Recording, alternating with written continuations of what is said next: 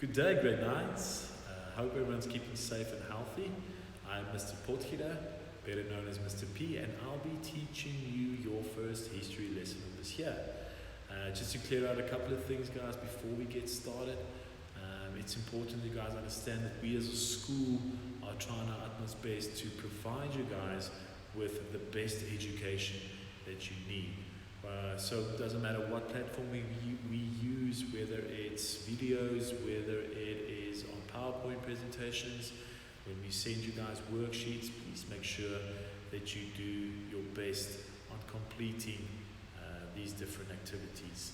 Now, not to waste any more time, guys, the first lesson we're going to discuss is World War I. You'll find that this World War I was in your learning programs for last year, but due to COVID, we could not get through the whole curriculum. So we are going to start with World War I, and then we are going to move on to your actual grade 9 work, which then starts off with World War II. Exciting times, great topics to be discussed, and we are going to enjoy history this year.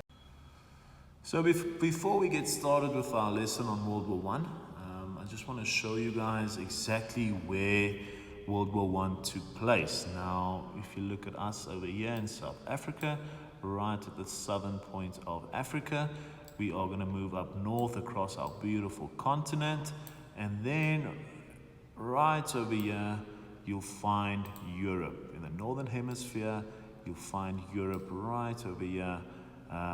You have countries like Italy, countries like France, Germany should also be here. There's Germany. You have places like the United Kingdom and all these different countries that took part within this war. Just emphasizing on Hungary and Serbia. We are going to talk a lot about these two countries, and this is basically where the war started. Now, on this side, more to the east, you'll find Russia as well. Russia was also a big part of the World War I, and then on the western side, you'll find United States, and we'll still talk about them and how they also took part in this war. Okay, so I just felt it was important that you guys understand where everything took place, and this is basically it. Welcome to the First World War. A war is a state of violent armed conflict between countries or between competing forces within a country. During the 20th century, two of the biggest and most terrible wars in history took place. These were known as world wars because they involved a large number of countries spread around the world. Now, when we talk about a war, guys, it is a terrifying thing. You have the whole world competing, basically fighting over different reasons. And a couple of pictures that are shown to you show the devastation of what a war can cause. It can destroy economies, it devastates countries, it breaks up families, and also the killing of millions and millions of people. A couple of interesting facts about the First World War is that it lasted for 4 years and 3 months between the years of 1914 to 1918. It was known as the bloodiest war after World War II, as an estimate of over 10 million soldiers and 7 million civilians died. Now the big question is, why would the world go through such a horrible thing such as a war? Okay, so now to answer that question, why a world war? Why would the world go to such extreme measures to fight in a world war? Now, before the war started, European countries were thriving due to the Industrial Revolution. So all of these countries had the ability to manufacture goods on large scale. They were importing goods from weaker countries and basically selling it back to them, so they became really wealthy. But this also made the European countries suspicious of each other and had them unknowingly compete to be the strongest country in the world. Now, 3 long-term causes that we are going to discuss. Some historians also believe that this was the reason for the World War was these long-term causes. Things like the first one was called militarism. Now this is where these different countries across Europe decided that they are going to build their armies, and they also had the technology then to build machines to help them fight within this war. The second one is called imperialism. Now imperialism can be defined as you growing your empire. Now in order for them to then grow their empire, they had to take over other weaker countries, and this will also then create conflict. Now the third and final one was then called nationalism. Nationalism is basically you being really proud of your country, thinking that you are better than others, and this then also contributed to the long-term causes of World War I. So now the European countries became really suspicious of Germany under the control of Kaiser Wilhelm II. They was growing at a scary rate. They were wealthy, they were stronger than the other countries, and so Germany's neighboring countries within Europe had to act.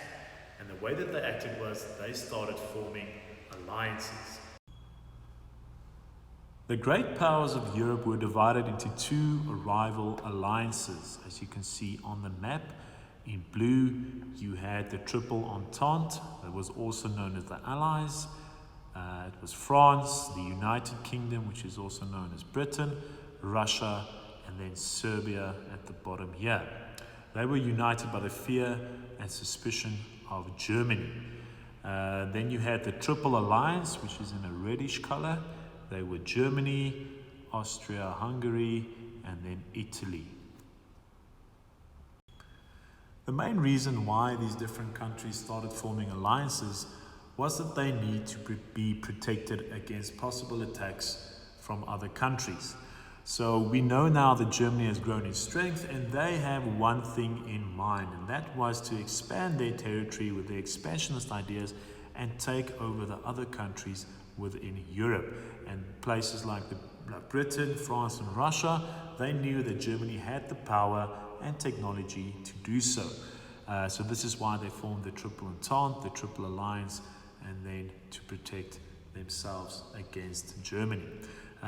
So we're going to move on to what historians then believe sparked and ignited World War I. So we're going to focus on Austria-Hungary as well as Serbia and the city of Sarajevo at the bottom here. So many Serbians lived in the city of Sarajevo, which was ruled by the Austro-Hungarian Empire. These Serbians disliked being ruled by Austria-Hungary and wanted to break away to create a greater Slavic state called Yugoslavia. But the Archduke of Austria, Franz Ferdinand, wanted to absorb Serbia even further into Austro-Hungarian Empire. So the Austria-Hungary wanted to take over Serbia as well. The spark that ignited World War I was struck in Sarajevo, the city over there, where Archduke Franz Ferdinand was shot to death by the Serbian nationalist Gavrilo Princip on June 28, 1914. Gavrilo Princip has also been linked to the violent Black Hand Society, which aimed to get rid of Austrian influence in the region and create an unified Slavic state. The assassination of Franz Ferdinand set off an escalating chain of events, and many countries blamed the Serbian government for the attack. Now that we've discussed the causes of World War I, we are going to move into the start of World War I. It's important to understand that these events that we are going to discuss is only a brief description of what happened in the early stages of the war. On your map you can see that you have a blue arrow. So the blue arrows are going to indicate support from different countries, and then the red arrow is going to indicate conflict between countries. After the assassination of the Archduke in 1914, it had a snowball effect on different countries in Europe. We also had our Central Powers as well as the Allies, and this is where they started moving into World War I and the fighting part of it. Now, after the event that happened in Serbia, the killing of the Archduke, Austria-Hungary then asked Germany to help them in case they would invade Serbia. So Austria-Hungary and Germany then declared war on Serbia. Serbia knew that they could not fight against Germany and Austria-Hungary on their own, so they asked Russia for protection. Russia said yes, that they will join Serbia in the fight against Germany and Austria-Hungary, and this is where they declared war against Russia. Now, after doing that, France was Russia's ally and fought alongside them as well. Just have a look at the arrows where you had countries supporting each other and then other countries declaring war against each other. Germany then eventually decided that they are going to declare war on France, and they moved on through Belgium to attack France, but Belgium was a neutral country within the war, and the United Kingdom promised to protect Belgium, and this is how Britain got involved in the war as well. They joined forces with the Allies, the France, and they started pushing back Germany.